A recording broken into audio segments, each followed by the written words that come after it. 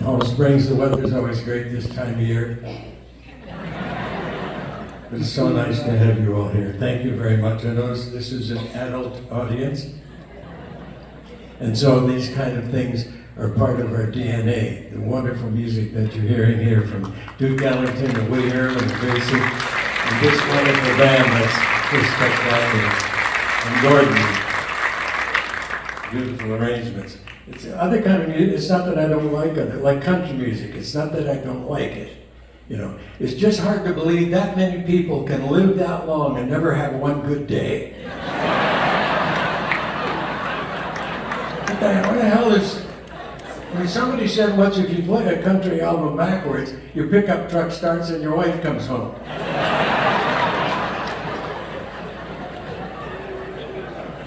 And they don't, I mean, they only have 2 or 3 chords, you know, and the words are all the same, everything is miserable, and then they just end the song whenever they want to.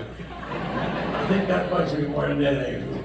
We're just going down the highway and we go for a car. Going down the road, really going far. And up the other side of the road, could a big old truck loaded down with iron. Little left front tire come across, hit our car.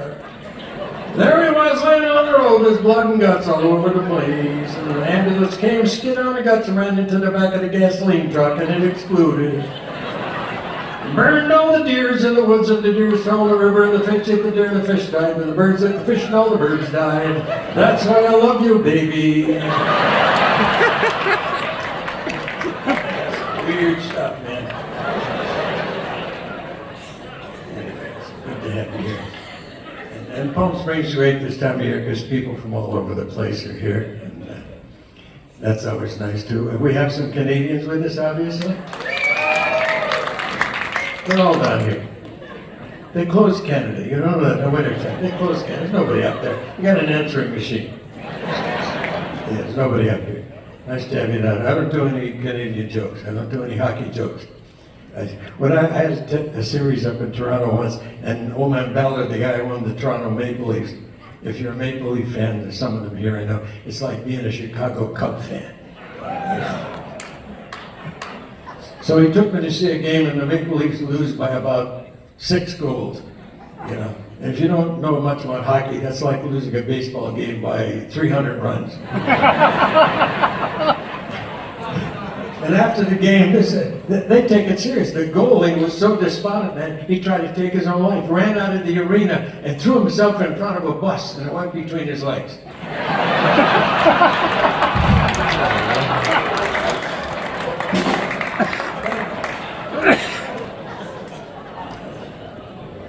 We have the people here from the Midwest, I think, probably. Nice to have you here. Anybody here from Nebraska? Good to have you here. See, now you think like, go tell the comedian you're from Nebraska and do some kind of a put down or something. I don't work that way. I've been to your fine state, and it's an honor and a privilege to have you in my audience, and I mean that very much. This here's a piano.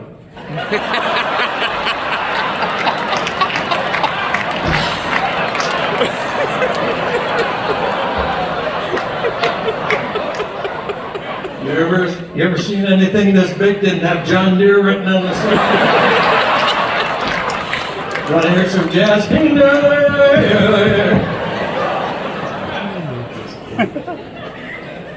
It's so nice to have you all here. I live up in Las Vegas now, and all the mafia's gone from there. Corporations in now, it's real tough to get along. It's a different story. We have actually I live in Henderson. It's like a suburb of Vegas, you know. It's like India is, you know. I mean, it's out there. No, I'll tell you, there's a true story about India. This really happened. So people don't know this, but there's like organized crime everywhere. And this really happened in India, not far from where you're sitting right now. Yeah. There was a little shopping center. When I say a little shopping center, I'm telling you a little. There was a beer bar, a place that just sold beer. They couldn't even sell wine or liquor, you know. And there was a shoe store, and there was a stupid little market. I mean, it's real small. It wasn't even a 7-Eleven, you know. 610. Was it 610? And this guy, Frankie, he worked in the shoe store. He never went anywhere. Every night he went to the bar to get drunk because he didn't want to go home because he hated his wife's guts. And one night he's drinking, and this guy come next to him, has on about $2,000 suit, and Frankie says, "You ain't from India." And the guy says, "No." He says, "I'm from Chicago. I'm just spending the night, and I'm flying out late tomorrow morning, out of the Palm Springs airport." And Frankie was drunk, and he sort of bears his soul. He said, "My name is Frankie." And he says, "I work in the shoe store here, and I hate my wife's guts, so I never want to go home." And the other guy said, "I'm sorry to hear about that, Frankie. My name is Arthur, and I'm self-employed." A couple more beers, and they're alone in the bar, and Frankie says, "What is it, self-employed?" And Arthur looks Frankie right in the eye. "This is a true story." And he says to him, I work for the mob." Yeah, in India. And Frankie was like in disbelief. "I can't believe you're in India. I couldn't believe such a thing. You're probably like a bag money, carrying money around." And this guy, Arthur, looks Frankie dead in the eye and says, "No, I'm a hitman." Now this is a true story. And Frankie says, "How can you sit there calmly telling me that you kill people?" And Arthur says, "But I don't kill out of malice or contempt or prejudice. To me, it's just a business. And don't you know Frankie was just drunk enough?" And he said, "Boy, I wish I could afford to have you kill my wife because I hate her guts." And this guy Arthur says, "Look, I can't do it for nothing because I am a pro, but why don't you just, my plane doesn't leave till noon, so give me $1 and I'll whack her on the way to the airport." And this is a true story. That's how those people think. And Frankie gives him a picture of his wife at $1, and Arthur parks his rented Cadillac right out near this stupid little market, and sure enough, here comes Frankie's wife. She couldn't wait to spend the guy's hard-earned dollars. And she's on her way into the market, and she goes by Arthur's Cadillac, and it's a rented Cadillac, and he leaps from behind, grabs her from behind, and strangles her to death right then and there. Excuse me just a minute. It's not like you guys have too much to do on it up here. You know what I mean? You're just sitting back here relaxing and not playing.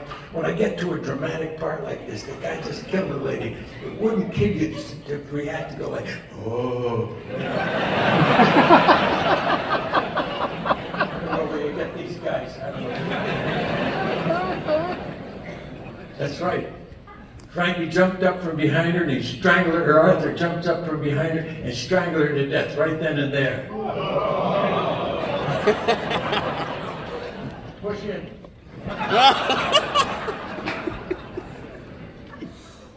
Now, I mean, he's putting her body into the trunk of the car so he can dispose of it properly. And it was summer, she had thongs on, and he forgot he had his luggage in the trunk of the car. And so he was trying to get the body in there, and her toes got kind of chicken-footed on the 9-iron. It slid out of the bag. This is a true story. She was so large, rather, and she couldn't get, and her headlight kept popping out, and he's trying, and he hears this voice say, "What's going on over there?" And he turns around, look out, it's the kid, the box boy for the store, the kid who wheels the carts in at the end of the day. They only have the one cart, it's not much of a gig.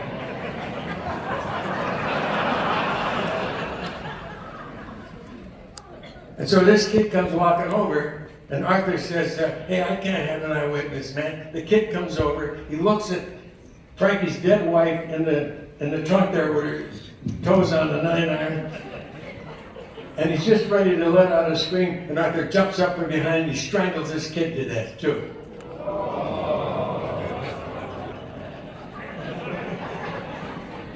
Now here comes Miss Busybody Neighbor from across the street. She says, "I saw everything you did, and I called the California Highway Patrol, and you're in a lot of trouble, Jack." And he says, "Is that right?" So he grabs her, and he strangles her to death. It took so long for him to get the bodies into the trunk, because Frankie's wife kept popping up, and the kid had one of those elastic things on the box board to make you work for lifting insurance purposes, and it was caught on Frankie's dead wife's head, and his body kept screaming. This is a true story. And it took so long that the highway patrol showed up and they arrested him, and he's doing life in prison now right here in California, and that's the way it should be. What bugged me is that stupid market. The next day it was like the biggest thing that ever happened there. The owner of the market ended up in the marquee, bigger than life. It said, "Artichokes 3 for $1."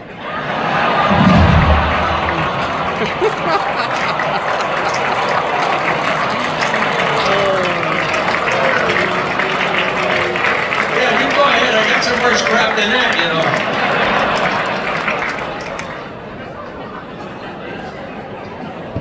Anyway, I love this kind of music. So, I started off as a classical musician. Well, first I played the accordion because I grew up in an Italian neighborhood. Everybody had to play the accordion. Then I switched to piano, and I was just starting off. I was just learning about this, but most of that classical music. And then somebody told me about New Orleans. They said, you got to go to New Orleans. So I took a bus in Pennsylvania. Anybody here from Pennsylvania? Good to have you here. Good to have you here. No, there's no cheesesteaks out here, really. And there's no tasty cakes. The tasty cakes are a cupcake baked in Philadelphia. You can only get them on the East Coast. They're not Twinkies. Twinkies have a shelf life of 37 years. Tasty cakes are only good for a couple of days. They're the best cupcake in the world. Oh, and wait, I'm going to tell you, this one is a true story I'm going to tell you. I used to, when I go back to Philly to do the Mike Douglas show, I would go up to the corner store and buy tasty cakes and take them home to my kids. They fly you out 5 hours nonstop. I get the tasty cakes, are fresh. But the kids would always say, "This all you brought, Dad?" So I took an empty suitcase once. And I finished the Mike Douglas show, and I went up to the corner and I bought all the tasty cakes. About $100 worth, The butterscotch crimpets, the peanut butter tandy cakes, you know what I'm talking about. Chocolate juniors, And so I got them on the suitcase, and I was just ready to go to the airport, and my phone rings. It was my agent from Chicago. He says, I got a one-nighter for you tomorrow in Toronto. I said, I'm going home. He said, no, it's through the Musician Union of all Canada, and they specifically asked for you. I said, well, that's an honor, and I'll do that. So I stayed overnight in Philly, got a plane in the morning, flew to Toronto, got off the plane, got to Canadian Customs. I said, open your suitcase, full of cupcakes. The guy said, what are you, a salesman? I said, no, I buy those for my kids. He said, wow, that's nice. Where do you buy them? I said, Philadelphia. He said, where do you live? I said, Las Vegas. He said, you don't go through Toronto to get from Philly to Las Vegas. I said, well, I'm up here doing a show for the musicians. Right away he said, oh, you're a musician. He figured I had some kind of dope in those cupcakes. Yeah, so while I watch horrors and like helpless, he takes the cupcakes and opens them and he breaks one cupcake in each pack. Right? And he doesn't find any dope, so he closes the suitcase very unceremoniously. Go ahead. So I had a good night that night. The show went well. Next morning I get to the airport. I have to go to United States Customs. Guy says, open here, look, it's just full of cupcakes. They're all open, a lot of them are broken. The guy says to me, you got them cheaper when I like this or what? I said, no, I buy them for my kids. Where do you buy them? Here we go. Pennsylvania, Philadelphia. Where do you live? Las Vegas. Do you know? Yes, I know. So what are you doing in Toronto? So doing a show for the musician union. So, oh, you're a musician. By the way, this dude figured I was smuggling dope out of Canada, and I had it in the unbroken cupcakes, and I broke the others to make it look certain. So he broke every last tasty cake in there. Yeah, it was a tragedy, man. The kids cried. There was just crumbs and everything. The only reason I tell this story, if you're not from there, you don't understand what I'm talking about. I just want you to know that there's a system, and I use it now. Every time I go back east, I still buy a suitcase full of tasty cakes. Where for any reason I have to go through Canadian Customs, I take the suitcase full of cupcakes in one hand, and my other hand, I just take a big bag of dope. And I say, here's what you're looking for. And they don't break my cupcakes anymore. See, now that's not like a country song. They don't break my cupcakes anymore. That would be a good beat in the key of G. They don't break my cupcakes anymore. They don't break my cupcakes anymore. You can throw them out the window or squash them on the floor, but they don't break my cupcakes anymore. Everybody sing!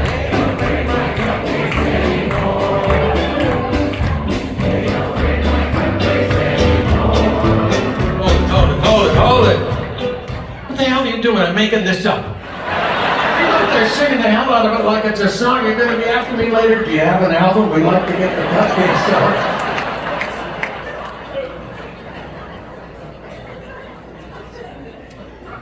Well, anyway, it's always fun to be here and fun to be with the senior people. So much fun to watch. Anyway, I want the band to get going again because I want to hear them, so I'm going to leave you. First of all, I don't have to do this for a living. I have 4 hookers and a camper out back. You know, I just say things like that to shock you, I swear. That's not the truth. I don't know how many are out there. Anyway, I'd like to close with a little bit of a tone poem. Can I have like poetry music?